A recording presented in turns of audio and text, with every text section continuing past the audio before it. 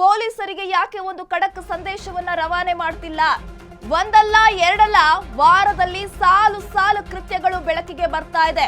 ರಾಜ್ಯದ ಜನರನ್ನ ಬೆಚ್ಚಿ ಬೀಳಿಸಿದ ಭಯಾನಕ ಘಟನೆಗಳು. ಇನ್ನು ಫಸ್ಟ್ನೇದು ಬೀದರ್ ನಗರದಲ್ಲಿ ಎಟಿಎಂ ಹಣವನ್ನ ಲೂಟಿ ಮಾಡಿದ್ರು ಎನ್ನುವ ವಿಚಾರ ಗೊತ್ತಾಗಿತ್ತು. ಇನ್ನು ದಕ್ಷಿಣ ಕನ್ನಡ ಬ್ಯಾಂಕ್ನಲ್ಲೇ 12 ಕೋಟಿ ರೂಪಾಯಿ ಹಣವನ್ನ ದರೋಡೆ ಮಾಡಿದ್ರು. ರಾಮಮೂರ್ತಿ ನಗರದಲ್ಲಿ ಬಾಲಕಿಯನ್ನ ರೇಪ್ ಮತ್ತು ಮರ್ಡರ್ ಮಾಡಲಾಗಿತ್ತು. ಈ ವಿಚಾರ ಕೂಡ ಸಾಕಷ್ಟು ಸುದ್ದಿ ಮಾಡಿತ್ತು. ಚಾಮರಾಜಪೇಟೆಯಲ್ಲಿ ಹಸುಗಳ ಕೊಚ್ಚಲನ್ನ ಕೊಯ್ದಿದ್ರು ಪಾಪಿಗಳು. ಮೈಸೂರಿನಲ್ಲಿ ಗೂಳಿ ಬಾಲವನ್ನ ಕತ್ತರಿಸಿದ್ರು ಕಿಡಿಗೇಡಿಗಳು. ಎಷ್ಟೊಂದು ಸಾಲು ಸಾಲು ಪ್ರಕರಣಗಳು. ಸಿಲಿಕಾನ್ ಸಿಟಿಯಲ್ಲಿ ಸರಗಳ್ಳತನ ದಿನದಿಂದ ದಿನಕ್ಕೆ ಹೆಚ್ಚಾಗ್ತಾ ಇದೆ. ಇನ್ನು ಬೆಂಗಳೂರಿನ ಬಹುತೇಕ ಕಡೆ ಪುಡಿ ರೌಡಿಗಳ ಹಾವಳಿ ಕೂಡ ಜೋರಾಗ್ತಾ ಇರುವಂತದ್ದು. ಇನ್ನು ಬೆಳಗಾವಿಯಲ್ಲಿ ಯುವತಿ ಮೇಲೆ ಗ್ಯಾಂಗ್ ರೇಪ್ ಮಾಡಲಾಗಿತ್ತು. ಈ ವಿಚಾರ ಕೂಡ ಸಾಕಷ್ಟು ಸುದ್ದಿ ಮಾಡಿತ್ತು. ಕಲಬುರಗಿಯಲ್ಲಿ ಯುವತಿ ಸೂಸೈಡ್, ಲವ್ ಜಿಹಾದ್ ಶಂಕೆ ಕೂಡ ವ್ಯಕ್ತವಾಗಿತ್ತು. ಇನ್ನು ಬಾಗಲೂರಿನ ರೌಡಿ ಶೀಟರ್ನನ್ನ ಕೊಂದು ಸುಟ್ಟಾಕಿದ್ರು ಹಂತಕರು. ಇಷ್ಟೆಲ್ಲ ಸಾಲು ಸಾಲು ಒಂದು ಪ್ರಕರಣಗಳು ದಾಖಲಾದ್ರೂ ಕೂಡ ಪೊಲೀಸರು ಯಾಕೆ ಕಣ್ಮುಚ್ಚಿ ಕೂತಿದ್ದಾರೆ? ಅಥವಾ ಅವರಿಗೆ ಒಂದು ನಿರ್ಧಾರವನ್ನ ತೆಗೆದುಕೊಳ್ಳೋಕೆ ಸರ್ಕಾರದವರು ಯಾಕೆ ಬಿಡ್ತಾ ಇಲ್ವಾ? ಸರ್ಕಾರದವರು ಯಾಕೆ ಮನ್ಸು ಮಾಡ್ತಾ ಇಲ್ಲ? ಒಂದು ಖಡಕ್ ಸಂದೇಶವನ್ನ ಯಾಕೆ ರವಾನೆ ಮಾಡ್ತಾ ಇಲ್ಲ? ಗೃಹ ಇಲಾಖೆ ಏನ್ ಮಾಡ್ತಿದೆ ಎನ್ನುವ ಪ್ರಶ್ನೆಗಳು ಇದೀಗ ಕಾಡ್ತಾ ಇರುವಂತದ್ದು. ಹಾಗಾದ್ರೆ ಕರ್ನಾಟಕದಲ್ಲಿ ಕೈತಪ್ಪಿ ಹೋಗಿದ್ಯಾ ಕಾನೂನು ಸುವ್ಯವಸ್ಥೆ?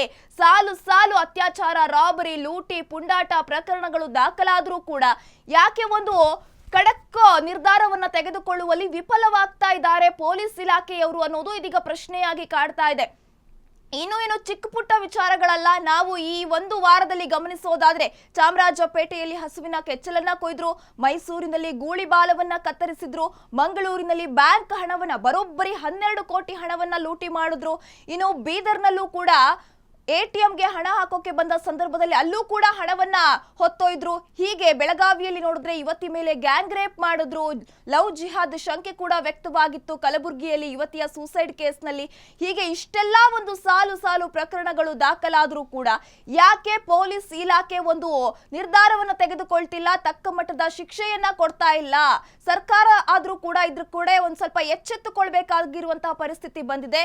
ಸರ್ಕಾರದವರು ಕೂಡ ಯಾಕೆ ಯಾವುದೇ ರೀತಿಯ ಕ್ರಮವನ್ನ ತಗೊಳ್ಳಿ ಅಂತ ಹೇಳಿ ಪೊಲೀಸರಿಗೆ ಖಡಕ್ ಸಂದೇಶವನ್ನ ಕೊಡ್ತಾ ಇಲ್ಲ?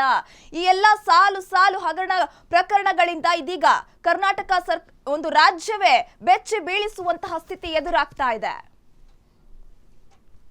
ಕರ್ನಾಟಕದಲ್ಲಿ ಹಾಗಾದ್ರೆ ಕೈತಪ್ಪಿ ಹೋಗಿದ್ಯಾ ಕಾನೂನು ಸುವ್ಯವಸ್ಥೆ ಎನ್ನುವ ಪ್ರಶ್ನೆಗಳು ಉದ್ಭವವಾಗ್ತಾ ಇದೆ.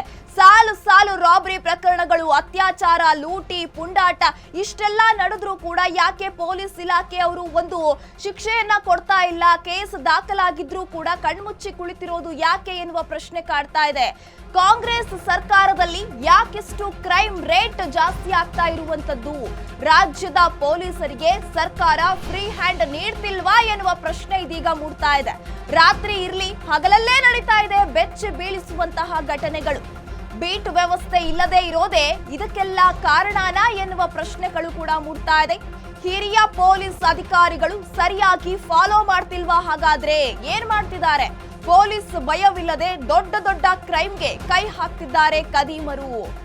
ಇನ್ನು ಗೃಹ ಸಚಿವರೇ, ನಿಮ್ಮ ಇಲಾಖೆಯನ್ನ ಇನ್ನಷ್ಟು ನೀವು ಟೈಟ್ ಮಾಡಲೇಬೇಕಾದ ಪರಿಸ್ಥಿತಿ ಎದುರಾಗ್ತಾ ಇದೆ.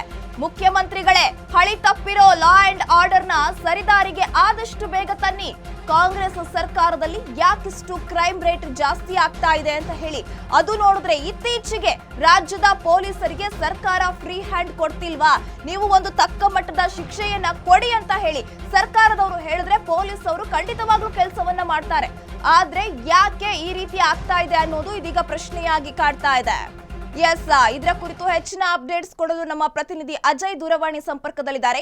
ಅಜಯ್, ಇದೀಗ ನೋಡ್ತಾ ಇದ್ರೆ ಕರ್ನಾಟಕದಲ್ಲಿ ಕೈ ತಪ್ಪಿ ಹೋಗಿದ್ಯಾ ಕಾನೂನು ಸುವ್ಯವಸ್ಥೆ? ಸಾಲು ಸಾಲು ರಾಬರಿ, ಅತ್ಯಾಚಾರ, ಲೂಟಿ ಒಂದು ಪ್ರಕರಣಗಳು ದಾಖಲಾದ್ರೂ ಕೂಡ ಪೊಲೀಸ್ ಇಲಾಖೆ ಯಾಕೆ ಕಣ್ಮುಚ್ಚಿ ಕೂತಿದೆ ಎನ್ನುವ ಪ್ರಶ್ನೆಗಳು ಉದ್ಭವ ಆಗುತ್ತೆ.